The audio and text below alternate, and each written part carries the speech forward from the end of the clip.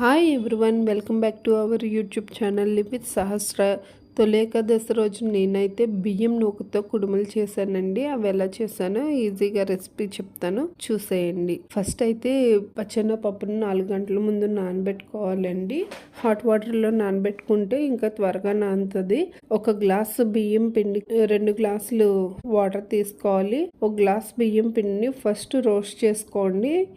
దోరగా రోస్ట్ చేసిన తర్వాత పిండిని పక్కకు తీసుకొని ప్యాన్లో 2 గ్లాసెస్ వాటర్ వేసుకోండి. వాటర్లో కొంచెం సాల్ట్ ఇంకా నెయ్యి వేసుకోవాలండి.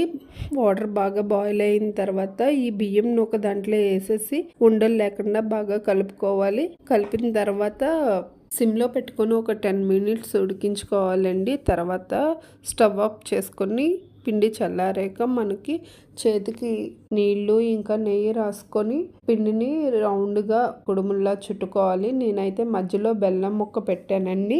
బెల్లం ముక్క అనేది ఆప్షనల్, మీకు ఇంట్రెస్ట్ ఉంటే పెట్టుకోండి, లేకపోతే లేదు. కుడుములన్నీ చుట్టేసిన తర్వాత ఒక 10 మినిట్స్ మళ్ళీ స్టీమ్ చేయాలండి. దాన్ని స్టీమ్ పట్టించాలి. స్టీమ్ అయిన తర్వాత మనం తీసుకొని చల్లారక దేవుడికి నివేదన చేసుకోవచ్చు. నెక్స్ట్ వచ్చేసి నేను ఆ రోజు అయితే పొద్దున్న స్వామివారి టెంపుల్కి వెళ్ళానండి. మాకు దగ్గరలో ఉన్న టెంపుల్కి వెళ్ళి స్వామివారి దర్శనం చేసుకున్నాను. పిండితో దీపం పెట్టానండి.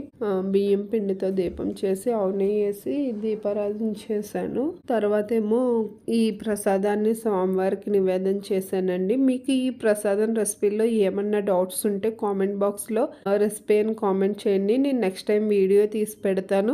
నా వీడియోస్ మీకు నచ్చినట్లయితే నా ఛానల్ని సబ్స్క్రైబ్ చేసుకోండి. వీడియోకి లైక్ చేసి షేర్ చేయండి. Thank you for watching.